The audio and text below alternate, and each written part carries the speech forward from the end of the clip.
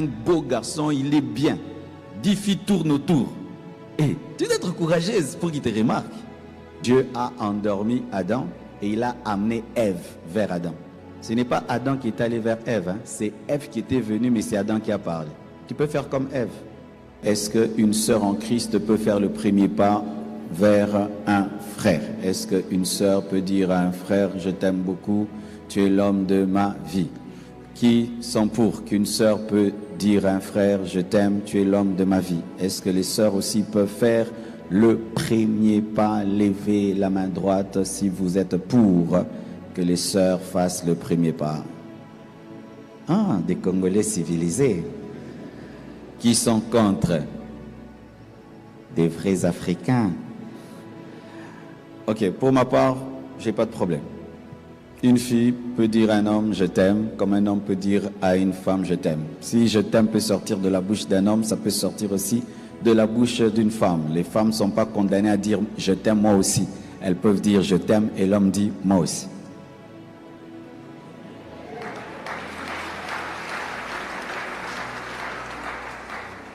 Ce que nous avons, c'est la culture.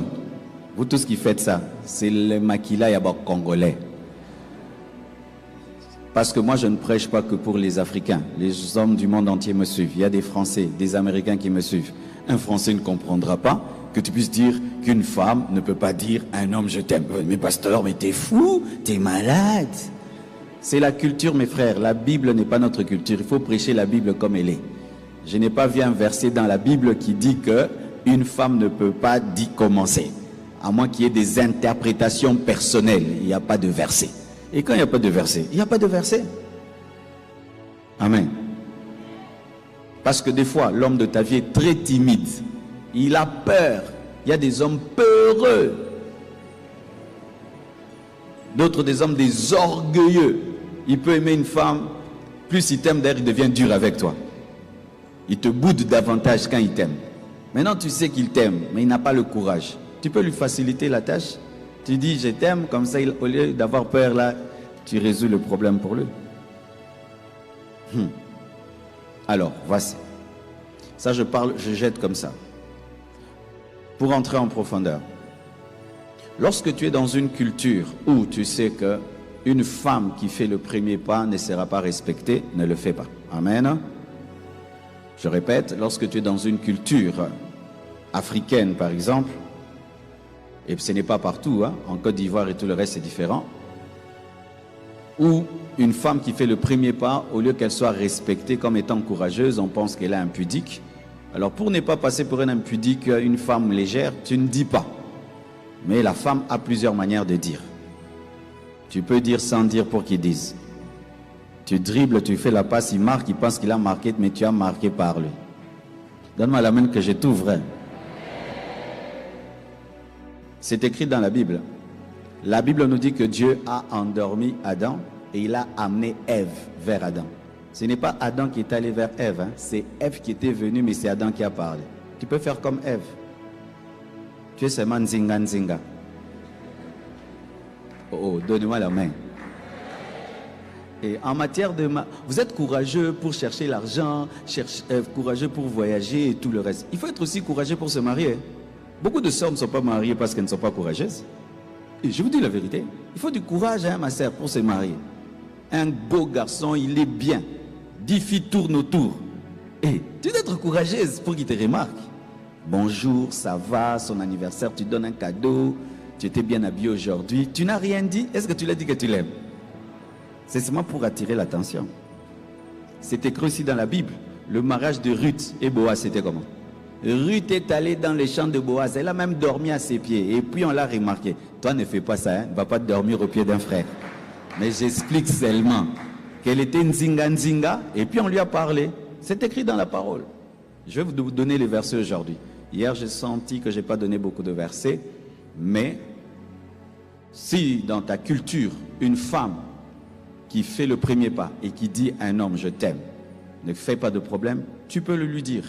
Mais si dans ta culture, une femme qui fait le premier pas passe pour être moins sérieuse, eh bien ne le dis pas, mais tu peux le dire autrement, parce qu'il y a plusieurs manières de parler. On ne parle pas qu'avec la voix, on parle avec les yeux, on parle avec le sourire, on parle avec beaucoup de choses, non? Vous ne savez pas ça? Les sœurs, vous ne savez pas ça? Une femme doit savoir parler autrement. Quand une femme ne veut même pas que tu puisses la courtiser, elle t'envoie seulement des signaux, non? Si elle te laisse même la courtiser, c'est qu'elle est un peu intéressée. Quand elle ne veut pas, elle a une manière, seulement elle va te regarder. Toi-même, tu sais que... Alors tu peux l'encourager à venir te parler en lui donnant des signaux que si tu parles, j'accepterai. Comme ça, il n'a pas peur de parler. Amen. Mais sachez que l'amour ne commence pas toujours que par l'homme. Des fois, c'est l'homme qui aime d'abord la femme et puis la femme le suit. Mais des fois, c'est la femme qui commence par aimer l'homme et l'homme le suit. Pour ma part, je prêchais à l'église, Blanche était dans le temple. Moi, je ne la remarquais pas, je prêche devant tout le monde. Mais elle, quand elle m'a vu, elle a vu que, ah, il est bien. Elle est venue nzinga au bureau.